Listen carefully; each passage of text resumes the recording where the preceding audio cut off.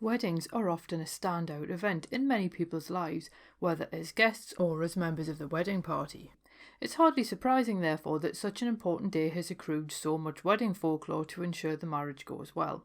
From the cake to the bouquet, the dress to the date itself, most elements of a wedding have helpful sayings, prohibitions, or dedicated rituals attached. And that is what we're going to explore in this week's episode of Fabulous Folklore. Hello there and welcome to Fabulous Folklore, the podcast for all things folklore, occult and just a bit weird. I'm your host Icy Sedgwick, blogger, fantasy author and your guide into these rather mysterious realms. I've got some rare things to show you, so come on in, take a look around, but be careful not to touch anything. These things sometimes bite.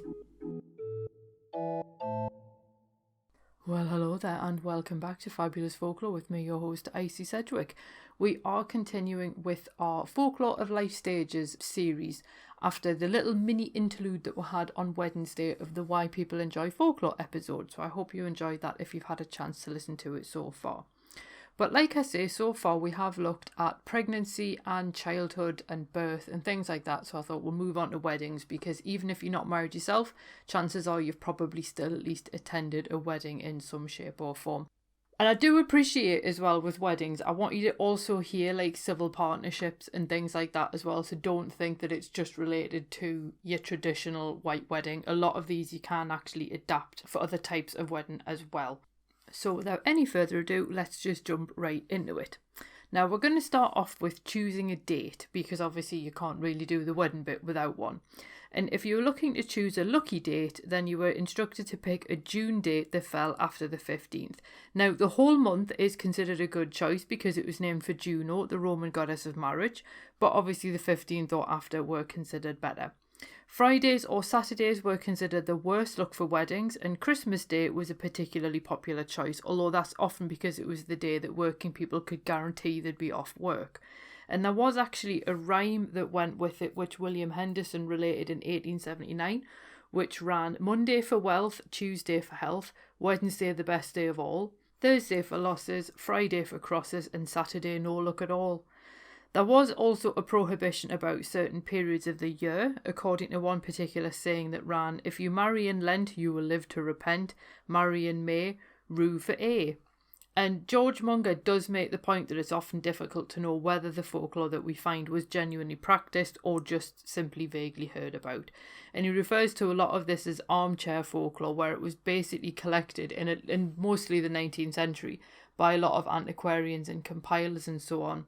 But there wasn't really much engagement with whether it was a genuine practice or just something that one person had heard, and therefore people then draw from this quite limited pool of information without testing it. Now, thankfully, when it comes to superstitions about days on which to marry, we can actually test them, because obviously we do actually have information and data about the days and months and so on that people chose for weddings. Now, Munger does discuss research that he's done into whether or not people did consider May unlucky for weddings, and there doesn't really seem to be any evidence to show that before 1968 people considered May to be unlucky. And May was actually more popular for weddings than months such as February or November. And after 1968, changes to tax allowances for married couples meant that it was actually more advantageous to marry in March. So here he does make the point that you do have to bear context in mind. So clearly, if you're choosing a month to get married, May is going to be a lot warmer than January is. Whereas obviously when they brought this financial incentive in for people to marry in March, then March would become more popular than May. So you can't necessarily assume that superstitions are actually genuine and that anyone actually paid any attention to them. Now, one superstition that I think most people do pay attention to is the something old, something new, something borrowed, something blue rhyme. And a lot of the superstitions I find they are related to things that the bride needed to do rather than the groom. And I kind of think that says a lot about the way that weddings are organised in general. But I did actually find a version of the something old rhyme which had a whole extra bit that I'd never heard before. And this one runs: something old, something new, something borrowed, something blue, and a lucky sixpence in her shoe. I can't help thinking having a sixpence in your shoe would be a little bit uncomfortable, but there we go. And the old item was intended to bring good luck for your family. The new item would then bring you luck. The borrowed item meant that you would have luck and loyalty. and the blue item represented fidelity, and obviously here the lucky sixpence would bring wealth. These are all items that the bride was intended to have on her. The rhyme itself was actually first recorded in 1883, and some people believe that the borrowed item actually had to come from a former bride who'd worn it at her wedding, and obviously this was particularly the case if the marriage actually turned out well, and new brides favoured the veil as being the luckiest item to borrow. And I would probably argue probably the easiest one to borrow as well, because you don't have to worry about sizes and stuff in the same way that you would something like shoes. Now, as for something blue, wearing white at a wedding is actually a relatively new concept in the grander scheme of things. And for one thing, it doesn't apply in all cultures either. I should make that quite clear straight away. But wearing white isn't even a time-honoured tradition in Britain, because Queen Victoria only made it popular in 1840, and the white dress suddenly signified purity. And obviously the common folk would obviously have just worn their Sunday best or the best clothing that they had for getting married, rather than buying something specific. Now, before white dresses became commonplace, there was also a rhyme to help you choose the colour. Married in green, ashamed to be seen. Married in grey, will go far away. Married in red, wish yourself dead. Married in blue, always be true. Married in yellow, ashamed of your fellow. Married in black, wish yourself back. Married in pink, of you he'll think. Married in white, sure to go right. So as I say, blue was especially favoured, and the colour was often associated with true love and loyalty. Now, I must point out that one of the reasons people actually feared being married in green was actually the fairies, and one belief was that green was their colour, and they would then feel insulted if humans wore it, and according to Henderson, they would actually destroy the wearer.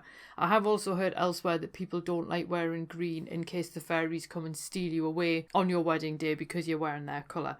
Now, according to Jacqueline Simpson and Steve Roud, the bride shouldn't make her own dress. My mother clearly hadn't heard that because she did, and her dress was fabulous. But anyway, the bride would also have to leave one design element off the dress, which could be like a ribbon or a bow or something, until she left for church. So she couldn't try on the completed outfit. She had to basically try it on in bits, and she was only allowed to add like this final element just before she left for the ceremony. And the bride also couldn't look at it in the mirror once complete, which I think is one of the reasons why they went for things like ribbons and bows, because you could quite easily stitch one of those on. Once you'd had a look in the mirror, stitch it on, away you go. And obviously we all know the belief that the groom couldn't see the dress at all before the wedding. I'm going to move on quickly to wedding rings as well. And there's a common belief that it was the Romans that devised the concept of wearing the wedding ring on a specific finger. And according to this belief, they thought a vein linked to the heart passed through the ring finger. So therefore, wearing your wedding ring there was supposed to symbolise love. Again, that doesn't always work everywhere that you go. Some countries, you wear the ring on your left hand, others it's the right hand. So make of that what you will. On the other hand, women losing their wedding ring or indeed breaking it did become a terrible omen, and people considered it to foreshadow their husband's death. And this does explain the somewhat common practice of being buried with a wedding ring, although this does lead to a handful of buried alive stories in which a woman is then essentially revived having been buried alive when someone tries to cut her wedding ring off her finger, because obviously it's worth money. And obviously I will put the link to the Buried Alive episode because I just think it makes a nice compliment for wedding folklore in the show notes below. Now, as for the ceremony itself, it was common to scatter rushes, herbs or flowers along the aisle for the bride to walk on.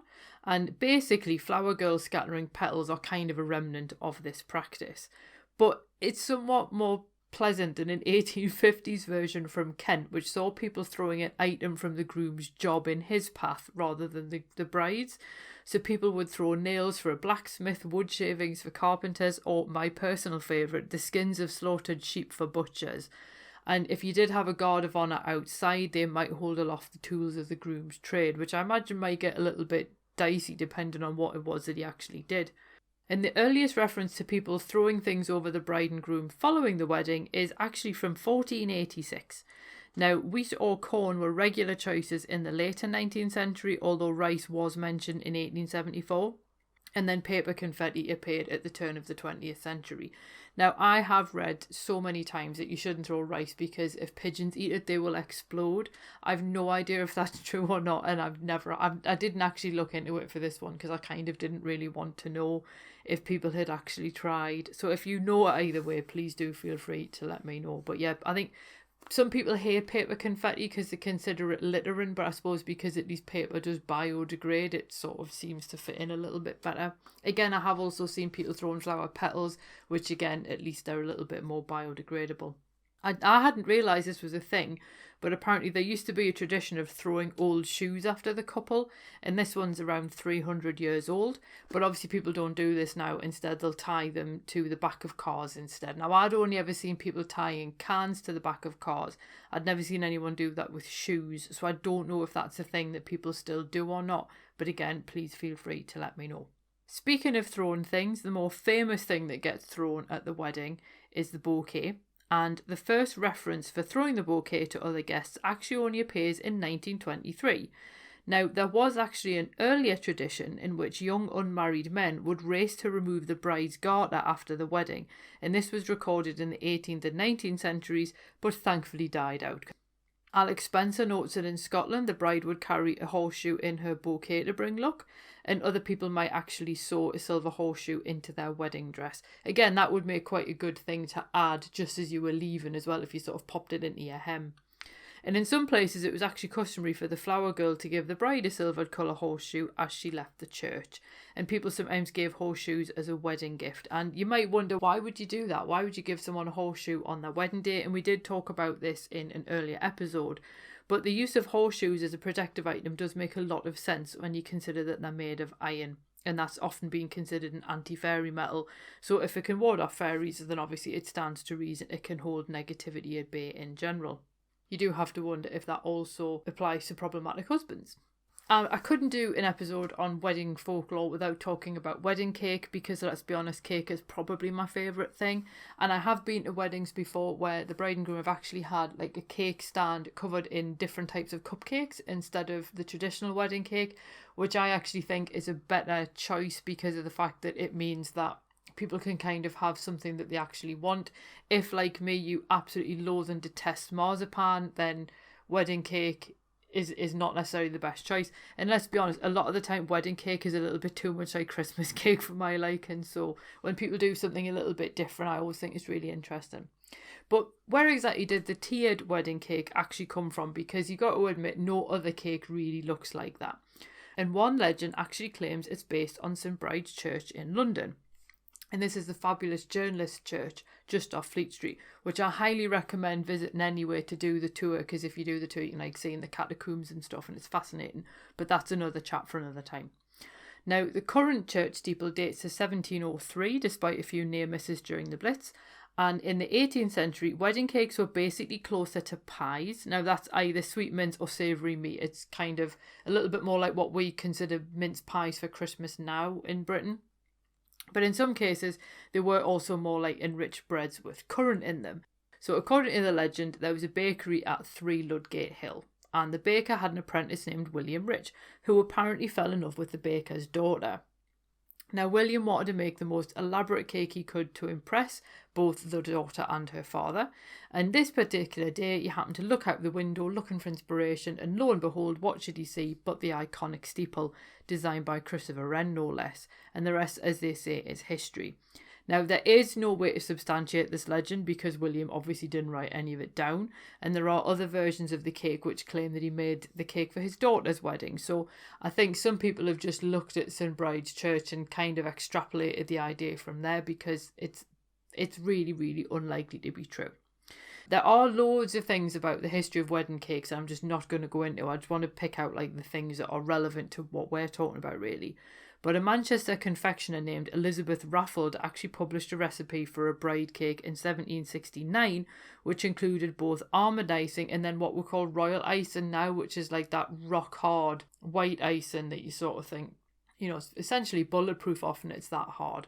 And we'd recognise these today from many Christmas cake recipes. But the problem is the decorating of cakes didn't really begin until the 19th century, and even then it was only really in the 1830s that confectioners actually began decorating wedding cakes. And having the cake become the centrepiece of the wedding feast actually came from the royal weddings of Queen Victoria's children, and these were really elaborate sugar paste feats of engineering, which were obviously quite difficult to achieve for more modest weddings, which is when someone hit upon the idea of doing tiered wedding cakes where you could then push like supports into each level of cake to then stand pillars on to then put the next tier above them. And obviously, because other cakes were now being iced in all kinds of ways, keeping the wedding cake white then helped it to stand out. And this is essentially where the tiers came from, so you're actually looking more at the 19th century, not 1703. Now, wedding cake also has its own traditions as well, and it was recorded as an ingredient in love divinations from the early 18th century. So, for example, you might pass a fragment through a wedding ring 9 times. And putting a piece of the wedding cake under your pillow was believed to cause you to dream of your intended. In Yorkshire and Northumberland, it was common to throw pieces of cake over the head of the bride for luck. And women would also tell the bees when they were about to be married, and they would often leave a piece of their wedding cake for the bees to include them in the celebration. Now, one thing that I did find quite interesting was Jacqueline Simpson and Steve Roud note that having the couple cut the ice cake together only dates to the 1890s, but Simon Charsley disagrees, and he actually points out that it was actually the 1930s. And he relates an incident in which a couple decided not to have a wedding cake at all because someone had told them that the ice cake represents the bride and the joint cutting of the cake represented her loss of virginity. So having heard this, they decided to dispense with the cake altogether. However, that's just basically somebody reading far too much into something, which you do often come across with a lot of these superstitions or traditions where people don't quite know where they came from. They just make stuff up. Until about the mid-19th century, anyone could cut the cake because it was actually the least important part of the ceremony, and it was the bride's job at the reception to pass these small parts of the cake already cut through her wedding ring. So that's where that tradition came from, because you'd pass it 9 times and then you would put that piece of cake under your pillow to dream of your future partner. But by the 1850s, the burgeoning middle class didn't really like this magic going on at their wedding, so they altered the ritual so that the bride would just cut the cake and simply hand it round. Then by the 1930s, the icing had become so hard to support all of these tiers of cake that the bride often couldn't get through it with a knife on her own. It was just too hard. So the groom then joined in to give her a hand, basically out of necessity, and then that took on the symbolism of the pair conducting their first joint task together as a married couple. So there was not really any symbolic loss of virginity necessary.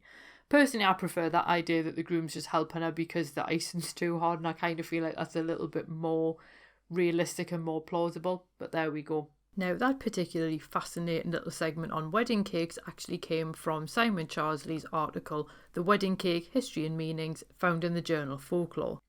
You probably learned more about wedding cake than you ever really thought you needed to, but you know, this is what we do at Fabulous Folklore. Now, we are going to have a look at omens, both good and bad, because obviously they're a huge part of folklore. So it was considered lucky to see a rainbow on your wedding day or to have the sun shine on you. Meanwhile, other people thought that you could drive away evil spirits by dancing at your wedding. And also, if you saw 3 magpies together, it would suggest a wedding would take place. And obviously, we've done magpie rhymes before. Now, we always hear about the idea of the groom carrying the bride over the threshold. Now, it's not necessarily to bring good luck. It's actually because if she tripped or fell on her way into the new home, that was considered a bad omen. So the groom carrying her over the threshold was a way to avoid the trip or fall. So essentially it's a way of avoiding bad luck rather than actually bringing good luck. It was also considered good luck for a chimney sweep to kiss the bride and shake hands with the groom, to the extent that even now sometimes sweeps can be hired for the occasion. And one incredibly specific good omen involved cheese. And the bride needed to cut a piece of cheese before she left the table for the wedding feast, and whichever woman she gave it to would be the next bride. And then after the dinner, she would stick her knife into the cheese. Everyone would scrabble to grab it, and whoever did so without cutting their fingers would have happiness in their married life. And if the best man failed to grab it, he would be unlucky in marriage, according to Henderson. Now, naturally, weddings also attracted a series of bad omens, and these included meeting a funeral on the way to the church clock striking during the ceremony, or getting married during a thunderstorm. In the Borders, it was also considered unlucky if swine crossed a wedding party's path. In Scotland, it was considered bad luck to hold the wedding after sunset, otherwise the bride could only look forward to, and I quote, a joyless life, the loss of children in an early grave, end quote. And there was also a rhyme around surnames, and I've heard this one before, so it's change the name and not the letter, change for the worse and not the better, and that's about the first letter of the surname. So obviously if your surname was Bell and you married someone called Brown, that would be considered bad luck, whereas if you were Bell and you married Peterson, that would be fine. It was also bad luck for anyone to use the bride's maiden name after the wedding or to use her married name beforehand. Quite what they do with brides who keep their maiden name, I don't know, because that was a superstition from 1957. Originally, it was also considered bad luck if the horses pulling the bridal carriage refused to move to take her to the church, and this tradition now applies to the car instead, which is an interesting example of the law changing to fit the times. And ultimately, I think this is something that we need to bear in mind, because many of these rituals and practices have become long-held traditions, but they're not necessarily as old as you would expect them to be. People follow them now as part of the process of having a wedding rather than because they actually believe in them. But because there's this degree of flexibility in them, such as the change in the tradition of the type of cake to cutting the cake, or the adaptation of superstitions from horses to cars, does show that you can then change wedding folklore to suit changing times. So whether you're having a civil partnership, you're going to Vegas, or you're having a full-blown country house wedding that costs 6 figures, then basically you can incorporate whichever traditions you want into your big day. You can alter them to suit you, and basically you could create your own as well. So what I would like to know is, if you are married, did you follow any of these traditions yourself? And if you're not married, have you seen people at weddings actually do any of these? Have you caught the bouquet, for example? Do you just loathe and detest wedding cake like I do? Please do feel free to get in touch and let me know. I can't, honestly, I can't get across how much I hate marzipan. It's just not nice. Sorry if you love marzipan. It's just, yeah, that's a big no from me. That's the end of this week's episode. Next week we're going to have a look at folklore associated with moving house, moving into a new house, and all that kind of jazz. So that should be quite interesting, because moving is also an incredibly stressful thing to be part of, much like weddings. I want to point out that next week, obviously it is the moving in episode, but also it's the next Rural Gothic, which is Rural Gothic Harvest. We have talks on the history of heathenry from the wonderful Rich Blackett. Honestly, I could listen to him all day, and it's not just because he's a fellow Geordie. We're going to look at mourning in horror. We've got folklore in Scooby-Doo, which is why I'm going to be at the event dressed as Velma. We're going to have people looking at eco-horror. We've got another performance by Don't Go Into the Cellar, which will be as fabulous as the last one. We've got all kinds of wonderful shenanigans going on. So I'll put the link in the show notes. Because it's only a day long one, it's only $7.50 for the talks. And if you can't make it because it is the bank holiday weekend, buy a ticket anyway and you'll get the replays after everything's happened. So hopefully we will see you there. And when I say we, I mean me, Howard and Mark. I'm not using the royal we, that would be silly. So anyway, I hope you enjoyed that. If you are a Patreon supporter, I will also be putting out the exclusive episode on land spirits and the history of where land spirits sort of come from next weekend. And then also we will be having the illustrated talk on Penny Dreadfuls and how figures like Sweeney Todd and Varney the Vampire and Spring-Heeled Jack sort of went from being figures with some basis in urban legends to then become Penny Dreadful characters to then becoming urban legends again. It's all very odd, but that's what we're going to be having a look at as well. So if you're interested in either of those two bonus things, check out my Patreon page to find out how you can sign up to get access to them. Other than that, though, I'm going to let you crack on with whatever it is that you need to do today. I hope you have a marvellous week ahead, and I will see you soon. Cheerio. Well, thank you for listening, and thanks for visiting Fabulous Folklore. I hope you enjoyed your stay. If you did, why not consider subscribing in your podcast app of choice? If you enjoy the show, why not leave me a review and help other listeners to find it as well? And if you'd like bonus exclusive episodes of the podcast, then why not support me on Patreon? It does help me to keep the show going, and it means that you get a little bit extra every month as well. And you can find all of the necessary links in the show notes below. So without any further ado, I will bid you adieu, and I hope that you have safe travels wherever you're going on to next.